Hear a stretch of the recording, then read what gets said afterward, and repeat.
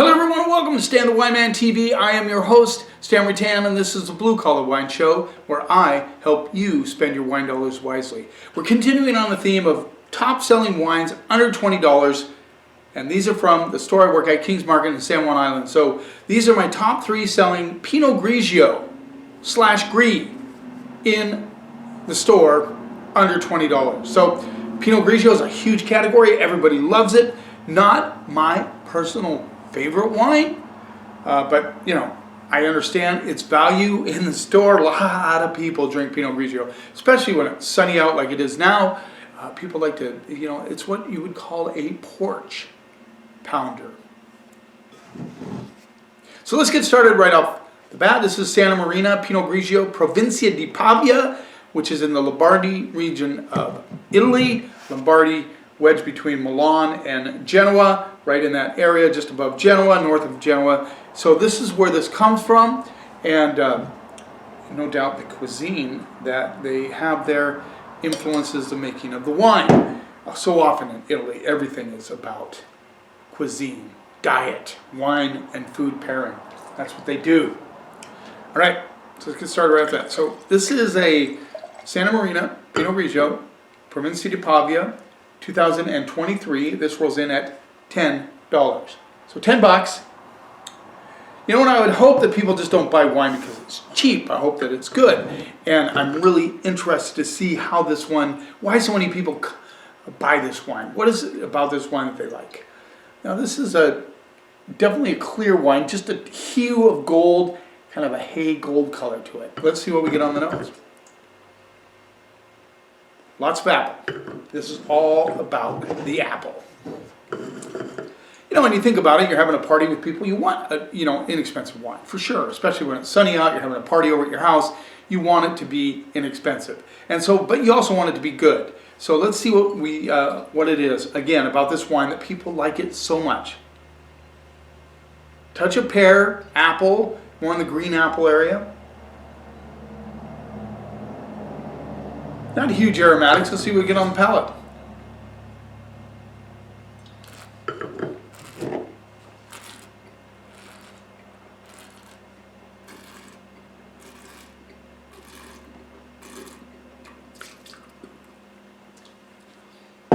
You know, this has an interesting, actually it's surprisingly good for me. I'm not a big fan of Italian Pinot Grigio, although there are some I have found that I like. But those are few and far between. Now this one has some viscosity on the mid-palate, which I really like. So those green apple and pear notes really come through on the palate very strongly, with just a tiny pinch of citrus, like lemon, coming through.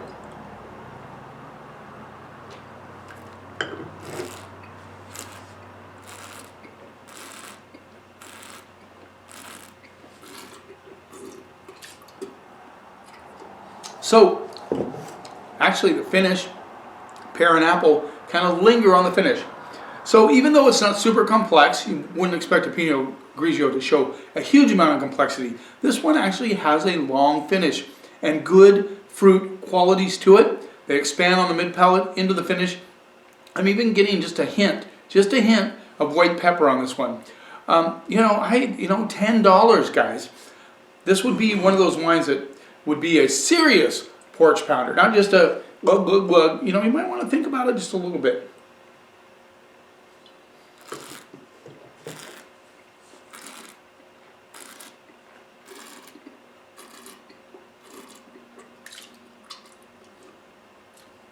You know, I'm impressed with that wine. Pear, and we're talking pear, more Bartlett pear. When we're talking apple, we're talking kind of a cross between a green apple and a red delicious apple, really. You notice I'm using the spit bucket. Before I didn't. I'm taking some medication that requires me to spit out the wine because I just, you know, alcohol and the medication don't go together. That's why you're seeing this. It's an eye issue that I have, and it might go on for quite a while. So, Meg, I'm going to be spitting in the bucket for a while. But I'll try and hide it from you. I certainly don't want you to see me spit necessarily. So there you go. I'm gonna go B minus, C plus B minus on that one. I think it's pretty solid Pinot Grigio, and I understand why my wife likes it quite a bit. There you go. Let's move on. Now, this is a Riff 2022 Pinot Grigio, made with organic grapes. That might appeal to some people. This rolls in at $13. This is Della Venezia, and you know Venice, Venezia over by the Veneto. There you go, $12 or $13. Not sure exactly how he pronounces it, but Alios Legater makes this wine. He has a step up in Pinot Grigio that I often, that's one of the wines that I often lead people to. They'll spend $30+ on Santa Margherita. I say, no, why don't you try the Alios Legater Pinot Grigio? I think it runs around $15. You know, it's better, in my opinion, than Santa Margherita, and you're saving a boatload of money. Always like to help people save money. All right, Riff Pinot Grigio, color a little darker than the Santa Marina for sure, almost a golden color. It's a 22. This is I believe the Santa Marina was a 23. Let's see what we get on the nose. Not as much on the nose with this one. Whoa, getting on my pants. What the heck. Yeah, actually kind of challenged on the nose. Maybe just a tiny, tiny hint of pear. Let's see if we get on the palate. Hopefully the palate's better.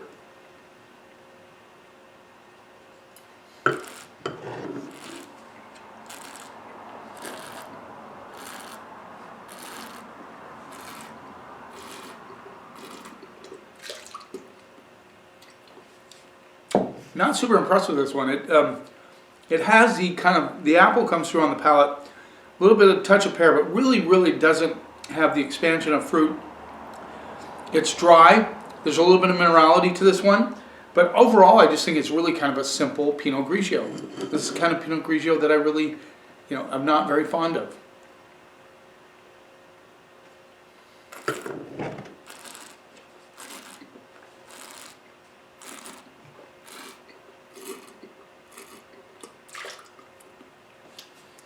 It's just kind of blah, blah, blah, blah, blah. Like listening to somebody that speaks monotone. It's just, there's nothing there. I mean, oh yeah, a little bit of kind of pear apple on the finish, but other than that, it's pretty boring. I'm going to go C-. It's not flawed. Certainly, I can see somebody quaffing this baby, not even thinking about it. It's I don't want to think about my wine sort of Pinot Grigio for $13. It's a pass for me, C-. Let's move on. This is the 2022 Mill Brand Pinot Grigio, Columbia Valley, Washington, family grown, $14. So now we're diving over into Washington State. This I sell quite a bit of this Pinot Grigio. Now, all three of these I have what is called in the cold box, where I keep them cold. So that always helps sales, of course, but the reason I have them in the cold box is because they do sell quite a bit. So I move them over there so people that want to buy these wines can have them cold if they want. So that's why they're there. They're not randomly there. They're there because we sell a lot of them. All right, now that we have that clear, let's check this one out. Mill Brand Pinot Grigio. This is almost the same color as the Santa Marina, not as nearly as dark as the Riff. Let's see what we get on the nose. So when you're in the New World, Old World, you expect a little minerality and so forth, but in the New World, you expect a little bit more fruit. That is just the way it is. New World versus Old World. Let's see what we get on the nose. Yeah, a lot of pear. I'm going to go Bartlett, Asian pear. Maybe a slight kind of red delicious apple thing going on. Yeah, not a huge amount going on. Let's see what we get on the palate.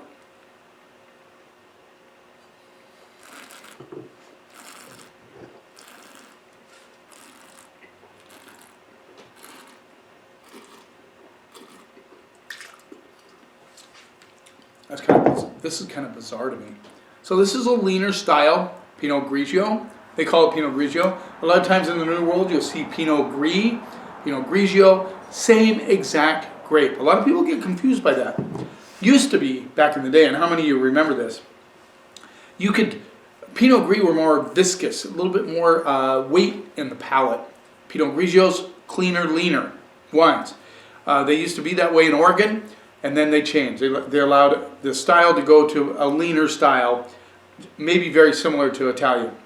This, Santa Marina, has more fruit on it than this one. This is very, very lean.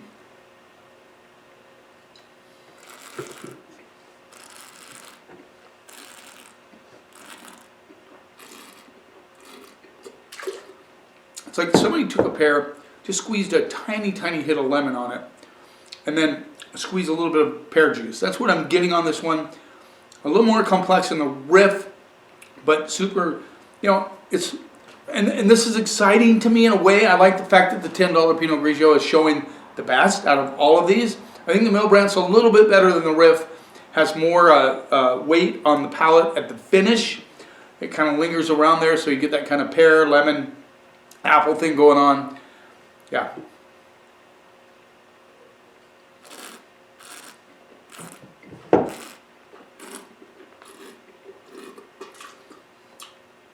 But still not super exciting. But once again, if you're having oysters, clams, this would be the best one out of the bunch for those, as it just has that kind of nice acidic edge to it from the citrus notes that make it a real good match with shellfish. I think the riff, just kind of boring. Santa Marina, by far the better of the three. I'm going to go straight up C to C plus on the Milbrandt Pinot Grigio.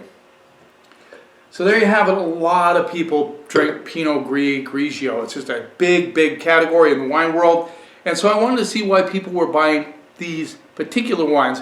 I know they're under $20. Actually, all these are under $15, which is a great price point. So I understand that perspective.